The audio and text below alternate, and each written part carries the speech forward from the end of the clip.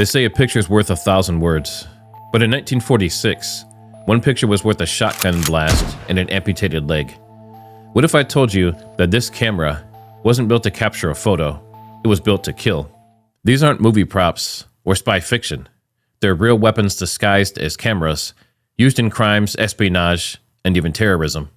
Many of you asked if one of the cameras, drones overhead, or other specialized equipment around Charlie Kirk could have been used to kill him. Today, we're uncovering the shocking true stories of gun cameras, sniper drones, and camera guns, the times when shooting meant exactly that. There's always been this strange connection between cameras and guns. To many, it's very unsettling. Throughout history, cameras have been made to look like guns, and guns have been made to look like cameras. During World War II, gun cameras were commonly used on aircraft to record kills of enemy aircraft. A gun camera is a camera disguised to look like a gun. Here are some examples. We have the Mary gun camera from the 19th century, the Scoville manufacturing Kilburn gun camera. You can see it had the vintage setup. 1940s Japanese machine gun style camera. The Hythe gun camera. This one distinguishes itself from the others because it's directly related to real weapons. And then we have the famous Toyota commercial camera gun. Then of course we have our toy versions or our cheaper versions, and even a revolver that takes pictures. And we have this rare one that kind of reminds me almost like an AK. It has the wood grain and the camera attached. And then of course we have the Russian photo sniper camera set. Looks like a handgun with a brace, and then you have the camera mounted on top. Look at just how intricate these devices became. Camera guns, on the other hand, are guns disguised to look like everyday cameras, oftentimes like news cameras. Let's look at a few real-world cases involving each. The Times Square camera gun. New York, 1946. Pearl Lusk, a 19-year-old shop girl, gets approached by a man claiming to be a detective. He hands her a gift-wrapped box, a camera, he says, that can take X-ray photos. He instructed her to point it at a couple and take X-ray photos to help him in his case. She doesn't question it. She aims and pulls the cord. A blinding flash, a deafening blast. Inside that box, a sawed-off shotgun, rigged to fire when she snapped the picture. The victim was Olga Trapani Rocco, the man's estranged wife. Shot in the leg so badly, it had to be amputated. Pearl thought she was helping catch a thief. Instead, she became the weapon. The man, Alphonse Rocco, fled the city. A few days later, police cornered him in the Catskills, and he died in a shootout. A fake detective, a real camera gun, and one of the strangest cases in New York City crime history. Did you know the KGB once made a lipstick gun called the Kiss of Death? A single-shot, 4.5mm weapon designed to be used at point-blank range. And did you know that spies during the Cold War used umbrellas that could fire cyanide darts? One was famously used to assassinate Georgy Markov in London. Compared to those, the camera gun might be just the most believable.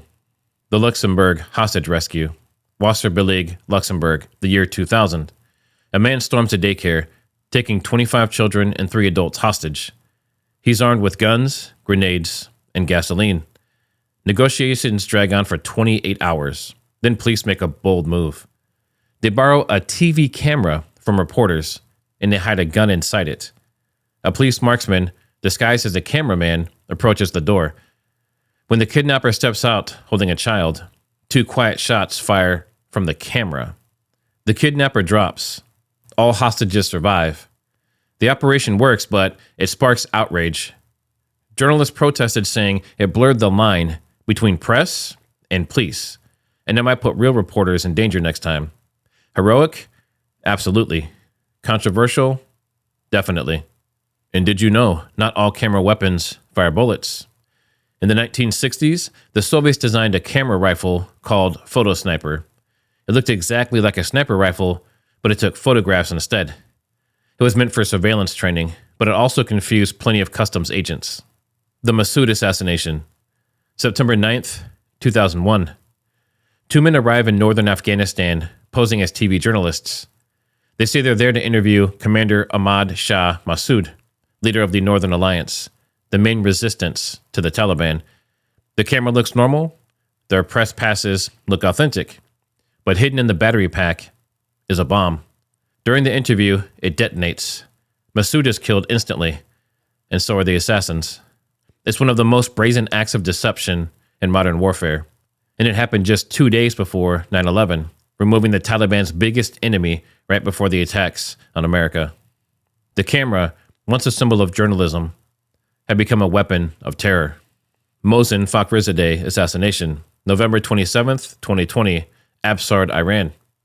A remotely controlled weapon was mounted to a truck with a 7.62mm Belgian FN machine gun attached to a robot. It was operated from a computer more than 1,000 miles away. Mohsen was killed. Facial recognition software left his wife next to him unharmed. And just to be sure the job was done, the truck had cameras and explosives on board to blow up the evidence after the murder. The idea of camera guns didn't die in the 40s. It evolved. In the 1970s, ex-CIA agent Edwin P. Wilson built a .22 caliber camera gun for the Libyan intelligence. They looked just like 35mm film cameras, but fired 2 silenced rounds when the shutter was pressed. Declassified files say about 300 of them were produced. They were meant for assassins and sold to dictators around the world. No confirmed kills have ever been tied to them, but they prove one thing. Disguised weapons weren't a fantasy. They were an industry. Today, 3D printed and micro firearms have made this old idea new again. Guns can be disguised as pens, phones, even vape devices. Airport scanners catch most, but not all. So could a camera gun still exist in 2025? Absolutely. But now it's more likely to be digital, a hidden weapon in your smart tech, not your film camera. The tools change, the deception doesn't. Check out this mobile phone camera by Ideal Conceal. It's a concealable firearm that folds to resemble a cell phone, complete with a headphone jack and fake camera lenses. But wait, what about drones? We already know they're being used to great effect in the ongoing Russia-Ukraine war. They've been used to take out individuals in the past. During his presidency, Barack Obama authorized hundreds of drone strikes that killed thousands of people, including foreign terror suspects, several American citizens, and an unknown number of civilians. But what about less obvious hits? What about when bombs or explosives aren't used? There are past prototypes and likely many in-service top-secret vehicles, drones, and robots used in the field as snipers. Several companies make them. They've been demoed by the US, Israel, and many other countries. Israeli companies have demonstrated infantry drones capable of firing machine guns and sniper rifles from the air with public demonstrations and press coverage. The biggest challenge with these type of platforms are recoil, stability, weight limits, and operational constraints. These images are representative of drones and unmanned platforms shown with an assault rifle payload. Ukraine has large quadcopters fitted with PKM-mounted weapons. There's the ARSS, or Autonomous Rotorcraft Sniper System, that mounted a .338 sniper rifle on an unmanned helicopter platform. The effective range of a .338 round has reached as far as 2,400 yards in military applications. That's over 1 mile. And many of us have seen the robot dogs with rifles mounted on their backs. From gangsters to spies to terrorists, the camera gun tells one story. The power hides best in plain sight. Modern-day robotic vehicles, drones, and weapon pods prove that the technology has certainly reached the point where a remote assassination isn't out of the question and could be very hard to detect. Every time we shoot a picture, we're reminded the same words we use for art once described murder. Whether or not one of these type of devices were used against Charlie Kirk remains to be seen, but one thing is for certain: they exist, and they've been used to kill before. Like, subscribe, and share this with someone who thinks everything is a conspiracy.